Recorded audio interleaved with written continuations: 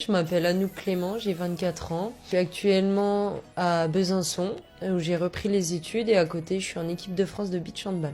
Je m'appelle Maëlie Bon, j'ai 29 ans, je suis sportive de haut niveau en beach tennis et j'habite à Dijon.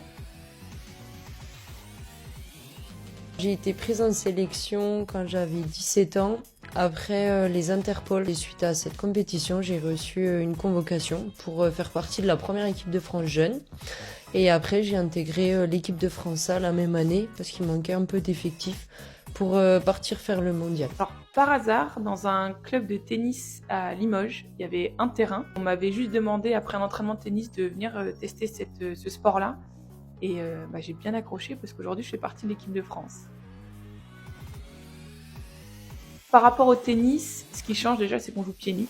Les règles sont sensiblement les mêmes. C'est juste qu'il n'y a pas de troisième set, ça va être un super tie-break en 10 points.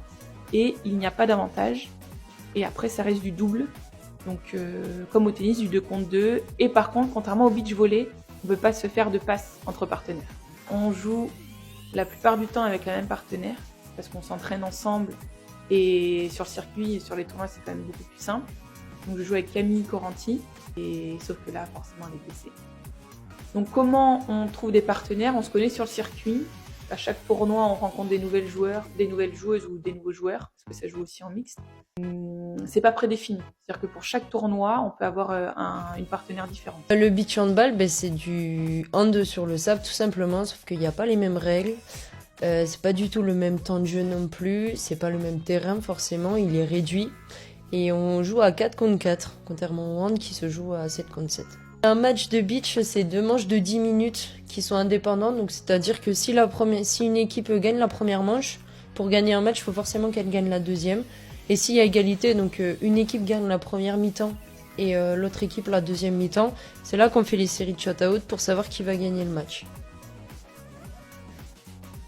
Alors moi je suis en défense principalement, donc mon but c'est en fait en défense on est à 3 contre 4. Il y a 4 attaquants, nous on est 3 défenseurs, donc on est tout le temps en infériorité numérique. Et notre but en fait c'est de tout simplement donner la solution la moins facile à l'attaque pour pouvoir marquer. Et en collaboration avec nos gardiennes, en fait on peut contrer dans la zone ou fermer les espaces pour que ce soit plus difficile. Et à côté de ça, moi je tire ce qu'on appelle les shot out.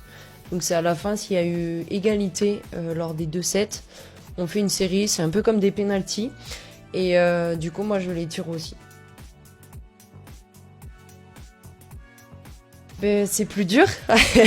Le sable, c'est en plus suivant les sables, on n'a pas du tout les mêmes sensations. Il y en a qui sont plus denses que d'autres. Donc ça après c'est vraiment on va dire spécifique. Mais forcément on n'a pas les mêmes appuis. C'est plus énergivore honnêtement parce que les déplacements sont moins faciles. Sachant qu'au beach en plus on rentre et on sort.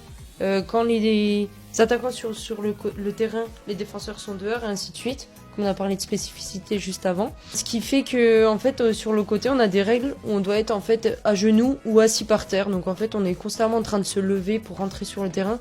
Et ça dure pas longtemps, donc on va très très vite aussi. Parce que ça se joue très vite le beach. Souvent, on tire à 2 points. Donc, le score peut très vite s'inverser. Et du coup, on est très souvent en action. Donc, c'est vrai que ça bouffe de l'énergie. Et après, quand je retourne sur le dur, donc on appelle ça le dur quand on retourne sur le terrain de hand, j'ai l'impression d'être un peu plus légère. Est-ce que le beach tennis se joue avec un rebond? Donc ça, à chaque fois on rigole.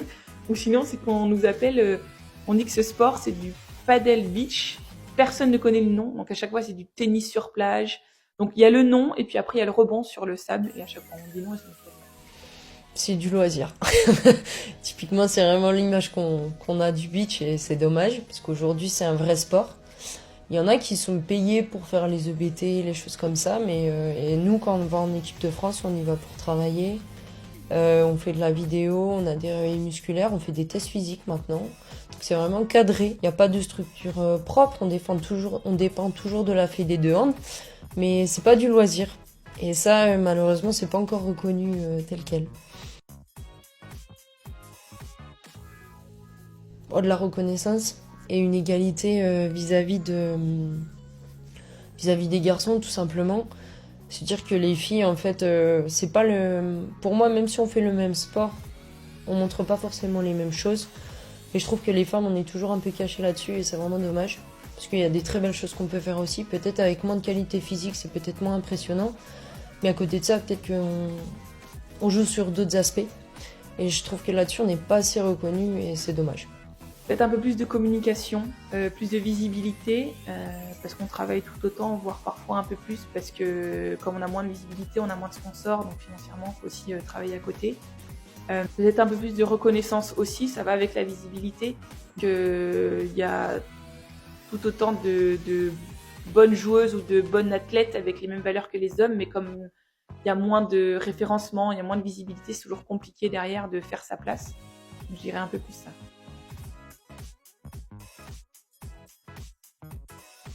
Mais il faut qu'elle fonce. Il faut qu'elle fonce parce que ça sera peut-être un peu plus dur que pour les garçons.